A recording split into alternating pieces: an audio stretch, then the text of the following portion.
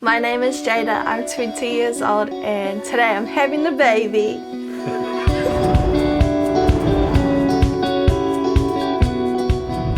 So this is mine and baby's room. He'll be sleeping in the wahakura. These are all baby's clothes. It's been set up for months, so it just needs the baby now. I'm going to take you to the baby's room. So when's baby coming? How long's a piece of string, right? This baby. Very excited. We're all ready. We've not packed the hospital bag yet though, so don't tell the midwife. I don't think it's that complicated really. In that first year of life, your baby is the centre of the entire universe and you are their slave. It's not that complicated, really.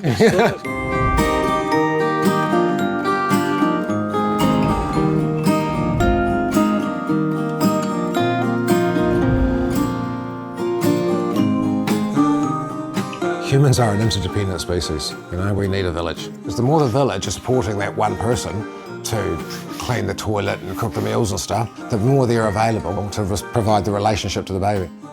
First baby? Yes, I've always wanted to be a mum, but it was a surprise. And Carla, first grandchild? Yes, yep, our really? first moko. We all live here, my partner and my other two kids. He'll have 3 generations around him pretty much all the time. Everyone's involved and wants to be around to help with the pepe And it's not just... and looking after mama. Yeah. Like even as a little kid, I was like, I want to make sure that whoever I marry and have children with, he's very hands-on. He's going to be daddy daycare for a little bit. So you'll both be at home? Both be at home. Yeah. For how long? 6 months. It's a 50-50 game now. Yeah, the deal's been done now, hasn't it? Is your mum going to be around? Mama at birth, Yeah. or we're still deciding what that's going to look like. Only 20% of us live in the same place as our grandparents and parents. So I think we have now more family of affiliation, we call it. So I think that's one of the ways that we cope, is to form a family of affiliation, even because the village isn't there anymore. But it does take a village. It does, yeah. I'm going to miss having him in my stomach. You will remember this day for the rest of your life, won't you? I will. Yeah, forever. Parenting, especially in their early years before they go to school, is more about your ability to attach. We tend to talk about sleep and you know, bowel movements and stuff. We focus on the health, and that's our history of having lots of babies die. So you had to really focus on that. You know, Trevi King that started Plunkett and stuff, and that was really in response to all of that stuff around babies dying. Well, the problem is not malnutrition and stuff now. The problem now is probably attachment disorders.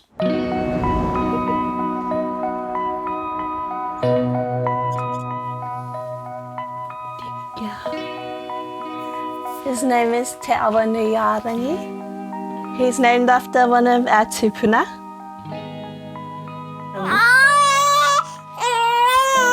Yeah. And I got to have a water birth, so it was so cool. And all my family were there.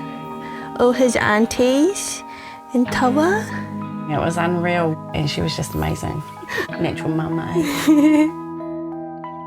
Especially in that first year of life. The more often your baby feels they're in partnership with you, probably the brainier they will be, the more resilient they will be, the more fun they will be, the better their quality of being a human experience, you know, will be for them. Hey, gonna wake up? In the last trimester in the womb, the baby hears about the same as you do sitting in a car with the windows up with the engine off. You've been immersed in your mother's heartbeat. Your mother going to the other room must be quite shocking, like, you know, because suddenly that's not there. I mean, technically they don't have the cognition, the intellectual ability to even know they're a separate person until they're 9 months old. Their identities so enmeshed, but they can still experience fear. And fear is usually when that parent's gone, when they're alone. It's not until they've got the cognition around 9 months that they can go, oh, you've got separate arms than me. Oh, you've got separate legs. Oh, you're a whole separate person than me. Oh my God, that means you could leave. And then they cling and you get this separation anxiety for a few weeks. Parents will notice it. That's when you can't go to the toilet without leaving the toilet door open. It's around 9 to 11 months. And the best thing is just to respond to it. Take them to the bloody toilet with you. If you do the opposite, go, oh no, I don't want a wussy kid and let's harden them up, and you know, then you just confirm to them that you are going to abandon them. And so it makes it way worse. Oh, big Oh, I love those big yawns. A child raised with great intimacy Yep. and great family presence. Yep. Is that child going to be a different adult to Yes. a child raised in a daycare centre? I think the key is whether they get that intimate relationship or not.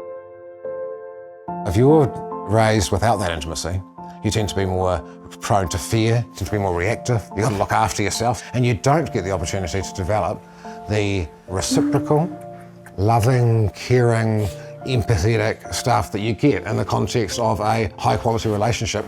Good boy. There's probably nothing in your life that has a profounder difference as whether you experience that intimacy as a baby or not. Probably nothing. It's the very foundation for who you are.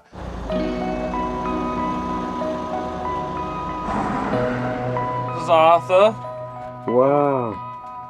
I'm alive. Look at that little face. Ah, Bjorn, I'm home. 2 weeks overdue. He just didn't want to come out. He's a big boy. Is he? Yeah, he's 9 pounds. Milk's flowing.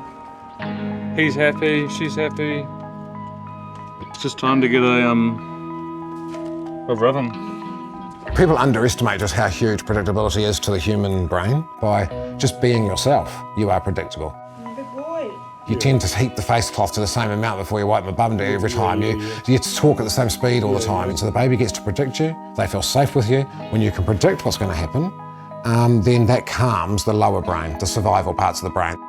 When you calm the survival brain, then you're bringing to light the frontal cortex, all the good stuff in human development. You know, language, literacy, numeracy, but also empathy, to understand consequences, to understand your impact of your actions on others. But if the baby's fearful, then you're not evolving that. So you being predictable is the best thing you can do. And that's why it's difficult to have multiple carers.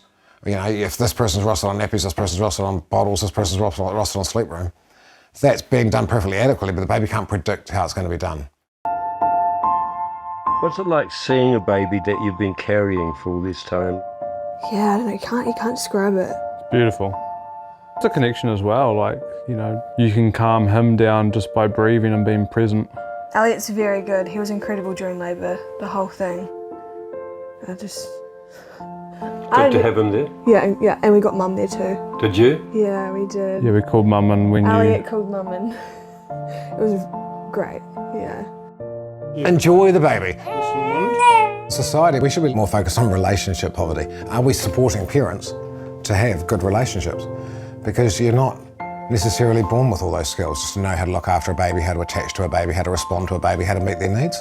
And we'll set you up to be, you know, have the baby and be out of the hospital within 48 hours and off on your own at home and get back to work within a week. He always keeps me awake. He's just too cute. Yeah. Yeah. That's why she's tired, 'cause Yeah. when he sleeps, then she just sits there and stares at him. Yeah, just stare at him. I made him.